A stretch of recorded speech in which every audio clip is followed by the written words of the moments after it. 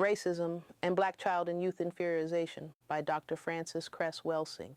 As we approach the 21st century, it is essential that Black physicians, scientists, researchers, clinicians, pediatricians, and child psychiatrists understand exactly what is happening to the behavioral, emotional, and physical health of Black people, specifically Black infants, children, and youth. We must know precisely where we are going and what we must do. Now, more than ever, we need to apply a systematic understanding to our work in helping to solve the multitude of health problems, physical, emotional, and behavioral, impacting Black infants, children, youth, parents, and thereby families. By developing such a systematic approach in our perception of the seemingly myriad problems, it is possible to focus more effectively on what must be done to move toward problem solution, what must be done by ourselves as members of the healing profession, and what must be done by Black people to establish a level of health and total functioning for the Black collective that is second to none on this planet. The current crisis, it is now 1987. It is impossible to pick up a newspaper in the United States without seeing one or more articles and references addressing the ever-worsening plight of Black people across the entire age spectrum. There are seemingly non-reducible levels of infant mortality and morbidity. There are Black infants being born with AIDS to parents who are drug addicted and who have AIDS. There are massive numbers of Black infants being born to children, teenagers, and preteens who never will be able to parent them effectively. These infants and children will experience physical, social, and psychological neglect. They will experience physical and sexual abuse. They will be inadequately housed, clothed, and fed. They will experience abandonment to welfare systems and foster homes. They will subsequently fail to achieve academically and then fail to perform adequately on scholastic achievement tests. Because of their frustration from being stressed and inadequately cared for, they will fail to attend school. Eventually, they will drop out of school. Many Black children and youth will become involved with drugs, either to medicate often unrecognized major depression or to sell drugs to solve their own or their family's financial difficulties, perhaps both. The drugs will be used to suspend briefly a grinding sense of hopelessness and doom. Then addiction sets in. Other Black children and youth will become obsessed with sexual activity to compensate for a profound sense of unmet dependency needs that immature and overwhelmed parents could not and cannot address. The outcome will be AIDS, other venereal diseases, male and female prostitution, and another generation of teenage pregnancy and inadequate parenting. The destroyed sense of self, the negative self-image and self-concept that derive from these overwhelming and stressful circumstances lead these children and youth who have been babysat by the television set to conclude that it is acceptable to use drugs and to sell drugs to one another.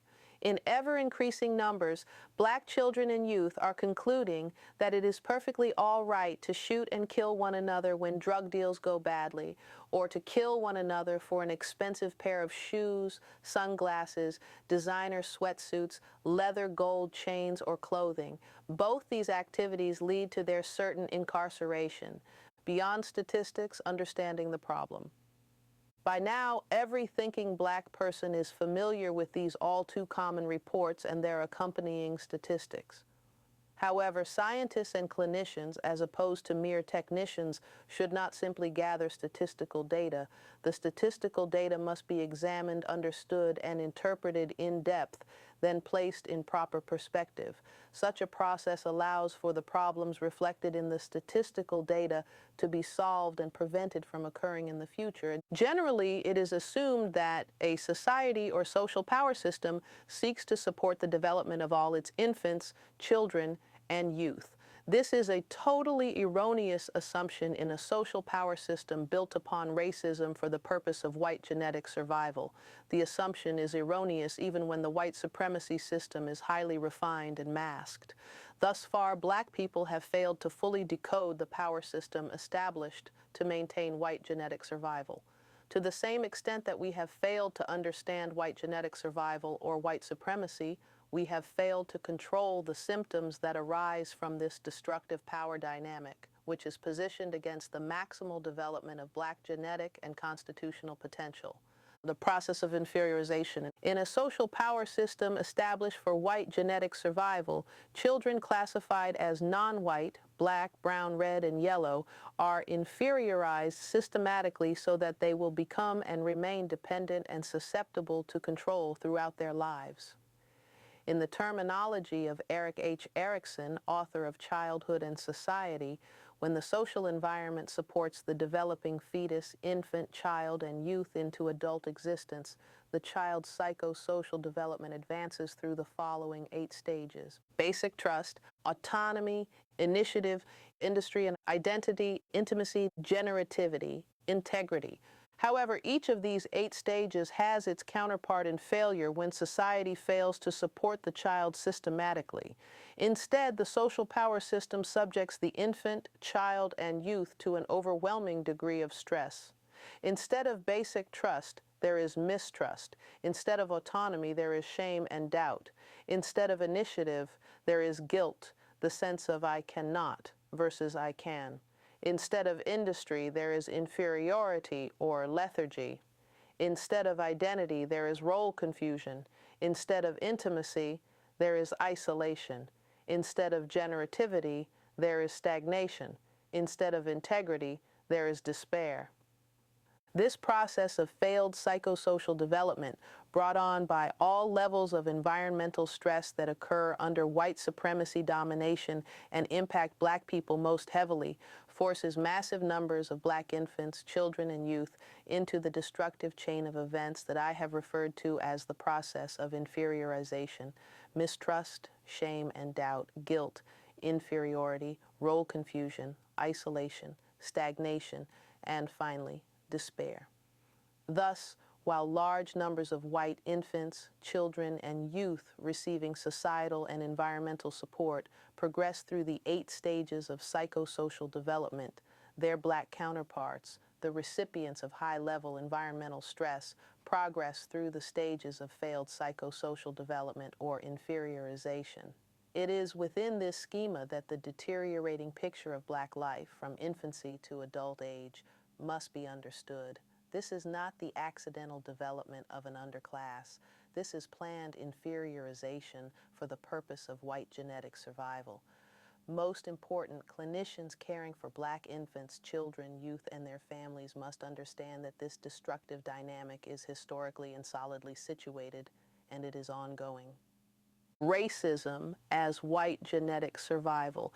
It is not possible to comprehend the process of inferiorization of black youth and the seriously compromised functioning of the black adult without a specific understanding of racism as the struggle for genetic survival on the part of the genetically recessive global white minority population that currently controls power in the world.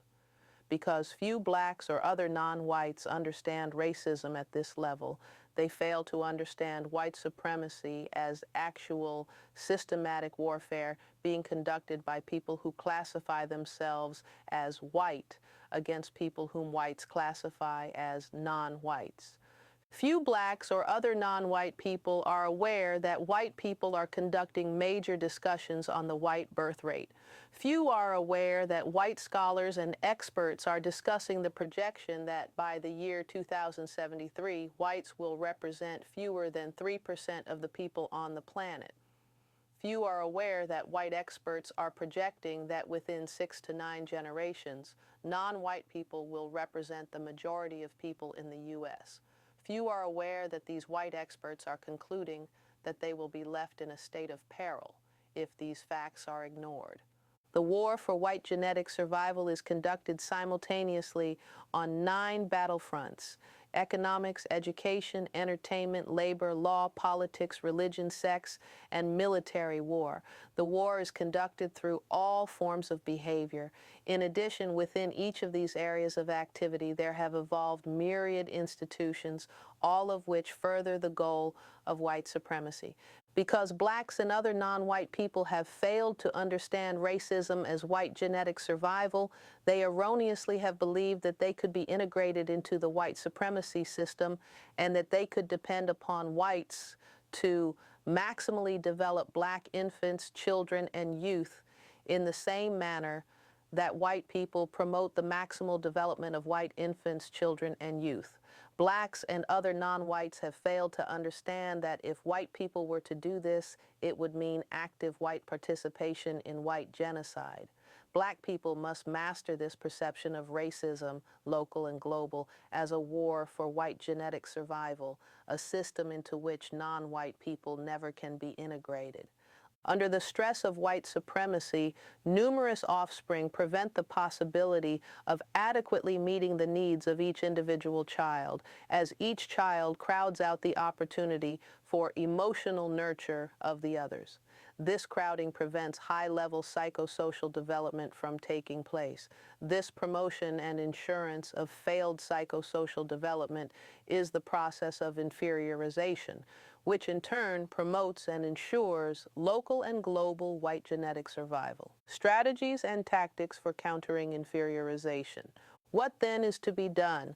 What short and long-range strategies and tactics do blacks need to employ in order to neutralize the ongoing white supremacy thrust for white genetic survival, which is achieved through black infant, child, and youth inferiorization? As an initial response to this important question, all black people must abandon the illusion of integration and face the difficult reality that most black people prefer to ignore. You do not win a chess game if you have no knowledge of the exact objective and rules of the game. It is imperative that all black people understand they are not in a benign environment of benevolence and support, and that the surrounding highly structured environment is deadly. A very specific warfare is being waged against blacks and other people classified as non-white in this social system. Further, all must understand that the specific war is racism for the purpose of white genetic survival by any and all necessary means, inclusive of chemical and biological warfare. Chemical warfare includes designer drugs such as crack and PCP. Biological warfare entails the production of cultural and ethnic organisms in viruses such as AIDS. Additionally, black people must recognize the following points. The war of white genetic survival achieves a major effect through inferiorization or failed psychosocial development, creating dependency, negative self-image, negative self-concept, and vulnerability. The war of white genetic survival attacks the functioning of blacks in general, but most specifically attacks the black male, as it is the black male who most specifically threatens white genetic survival at a level the black female is unable to approach. Blacks must learn to counter the thrust of white supremacy and black inferiorization effectively. Blacks must discuss openly those means by which black male infants, children, and youth can be supported and developed maximally in order to counter the attack of white supremacy on black male development and functioning. Black male infants, children, and youth need their fathers constantly present to support the behavior and identity of black male children. Because of the historic removal of black fathers from homes, classes are needed to promote high-level functioning of black males in their roles as fathers.